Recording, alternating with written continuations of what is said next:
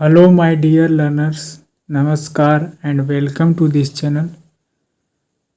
Today, in this video, I am going to tell you a new interesting moral story to learn English language and improve a speaking skill. Before starting this story, I would like to tell you a quote in English.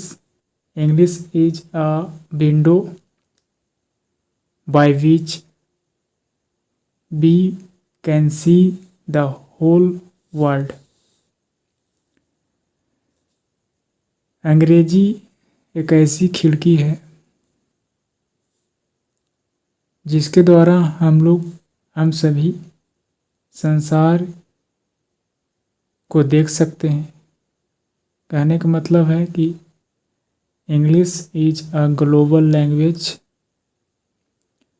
End of course second language. किसी तरह का business या लोगों से मिलने की बात आती है, कम्युनिकेशन करने की बात आती है, यह एकमात्र ऐसा लैंग्वेज है जिसके ज़रिए हम किसी भी इंसान से रूबरू हो सकते हैं। So this is the meaning of the statement English is a window by which we can see the whole world. So let's move on today's topic. First of all, the moral story. What is the title?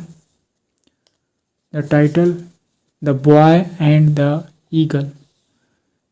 एक लड़के और एक eagle का Hindi meaning Garuda पक्षी से related पक्षी प्रजाति का है। So let's understand the meaning of this story. First paragraph. Once a boy used to go hunting with his bow and arrow. Once it means एक समय की बात है, एक बार की बात है। एक लड़का क्या किया करता था? यूज्ड टू मतलब उसका एक ऐसी एक्टिविटी जिसको करने का वह आदी था। एक लड़का जो है से जाया करता था गो हंटिंग शिकार करने के लिए विद हीज बो यानी धनुष एंड एरो मतलब तीर धनुष के साथ, धनुष और तीर के साथ। आई रिपीट सेंटेंस वंस यानी एक समय की बात है। एक लड़का यूज टू यानी कि किया करता था। क्या किया करता था? गो हंटिंग यानी कि वह शिकार करने जाया करता था। किसके साथ? मतलब अपने धनुष बाण के साथ। बो मतलब धनुष एंड एरो मतलब तीर बाण। This is the meaning of this paragraph. Next, one day एक दिन, ही सा an eagle dropping a dead snake in its nest. कहा जा रहा है कि एक दिन क्या हुआ? ही यानी कि उस लड़के ने देखा। क्या देखा? एक पक्षी को, ईगल पक्षी को देखा छोड़ते हुए। ड्रॉपिंग अ डेड यानी मरे हुए, यानी ईगल को क्या देखा? वह छोड़ रहा था एक मरे हुए स्नेक सांप को इन इट्स नेस्ट यानी कि अपने घोंसले में। वह खुद के घोंसले में उड़ते हुए कंडीशन में वह क्या किया? एक मरे हुए सांप को छोड़ा। ऐसा एक्टिविटी करते हुए उस लड़के ने देखा। देन तभी इट फ्ल्यू अवे और ऐसा करने के बाद वह पक्षी जो है से उड़ गया। The boy approached the nest the boy approached the nest and saw an eaglet in it. तभी जो है सो वह उड़ गया और तभी ने लड़के ने अप्रोच किया, यानी कि उसके नज़दीक किसी तरह से पहुंचा। अप्रोच मतलब किसी के समीप पहुंचना। द नेस्ट यानी उस घोंसले के पास पहुंचा। एंड सा और देखा। एन ईगलेट, यहाँ पर ईगलेट का मतलब उस गरुड़ यानी ईगल का बच्चा। ईगल के बच्चे को ईगलेट कहा जा रहा है। इन ईट यानी कि उस घोंसले में किसको देखा? उस ईगल के बच्चे को देखा। टू हीज सरप्राइज, वह खुद से मतलब क्या था? अचंभित था, सरप्राइज था। द स्नेक स्ट्रेड स्नेक ने क्या किया? हड़कंप मचाया। कहने का मतलब वह जो है से इधर उधर क्या करना, मतलब पूरी तरह से वह सांप जो है से शायद मरा हुआ नहीं था। स्नेक जो है से क्या किया? अपना सिर को हिला रहा था, छटपटा रहा था। कहने का मतलब इट वाज स्टिल एलाइव, यानी कहने का मतलब सांप जो था अभी भी, स्टिल मतलब अभी भी, एलाइव यानी कि जीवित। सांप जो है अभी भी जीवित था।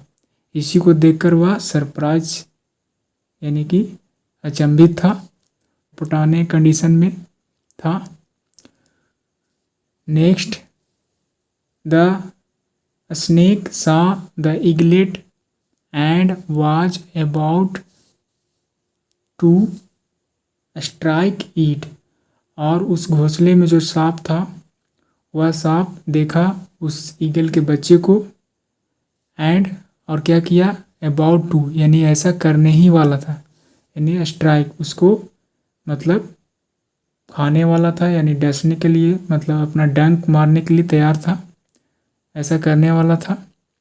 यहाँ पर अबाउट टू का मतलब कोई कार्य होने को है, यानी कि I am about to go, मैं जाने ही वाला हूँ, मैं पढ़ने ही वाला हूँ, इस तरह के I am about to read. So this is the meaning of this sentence, about to strike it, यानी कि सांप जो है से उसको डंक मारने ही वाला था। बट लेकिन द बॉय किल्ड ईट, लेकिन लड़के ने उस सांप को मार दिया। Because he had saved it's life, क्योंकि ईगल के बच्चे को बचाया।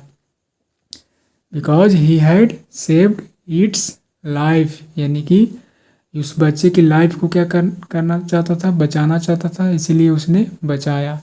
He decided to keep the eaglet, और उसने निर्णय लिया कीप यानी रखने के लिए, उस गरुड़ के बच्चे को, उस ईगल के बच्चे को रखने का निर्णय लिया, क्योंकि उसने सांप के डंक मारने से बचाया।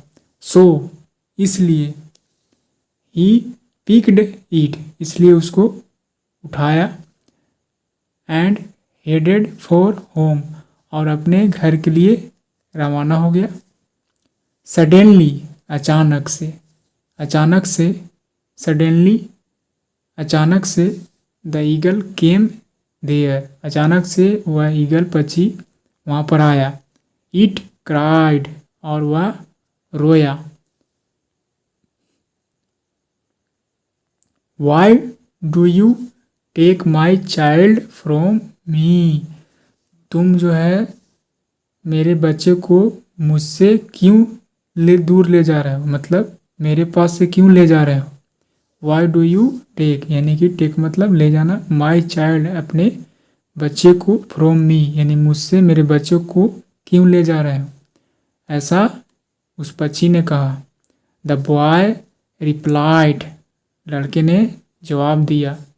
Because I saved your child, क्योंकि मैंने तुम्हारे बच्चे को सेव्ड यानी बचाया है, फ्रॉम द स्नेक, उस सांप से, जिसने ईगल ने क्या किया था? उसको मरा हुआ सांप समझकर वह अपने घोंसले में छोड़ दिया था, जबकि वह जीवित था। The snake that you did not kill, जिसने, यहाँ पर कहा जा रहा है द स्नेक, उस स्नेक को जिसने तुमने नहीं मारा था, यानी कि वह मरा हुआ नहीं था और तुमने ऐसा गलती की घोंसले में छोड़कर। द डेस्परेट ईगल, यानी कि बेचैन मायूस पक्षी ने क्राइड, यानी कि चिल्लाया। गिव मी बैक, वापस कर दो मुझे। गिव मी यानी कि दे दो मुझे वापस। माई चाइल्ड, मेरे अपने बच्चे को। And I will help you, और मैं तुम्हारी मदद करूँगा। टू हंट, यानी कि शिकार करने में मैं तुम्हारी मदद करूँगा। द बॉय एग्रीड, लड़का सहमत हो गया, राजी हो गया। फ्रॉम डैट डे, उस दिन से। ऑन द ईगल, यानी कि उस दिन से ईगल ने वुड फ्लाई, यानी कि ईगल क्या करता था, उड़ता था। एंड टेल द बॉय, और लड़के को बताता था। Where to find the best prey, यानी कि कहाँ जैसे सबसे अच्छा शिकार मिलेगा, यानी कि जहाँ सबसे अच्छा शिकार मिलता था।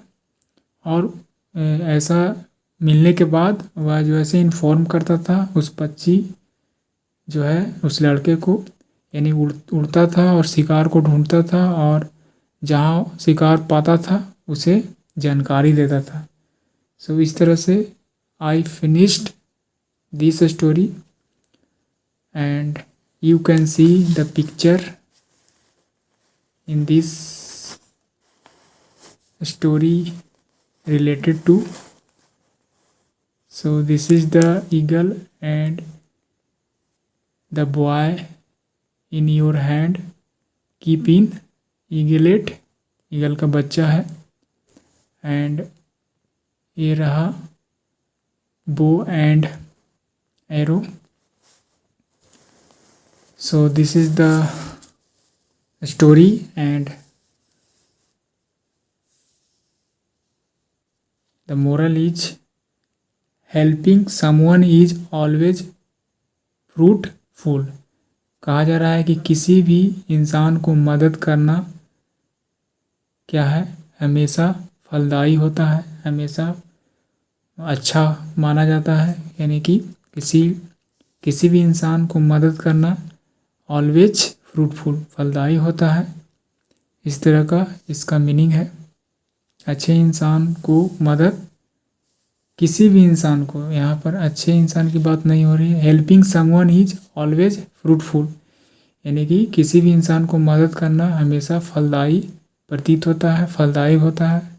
सो this is the meaning of the moral of this story.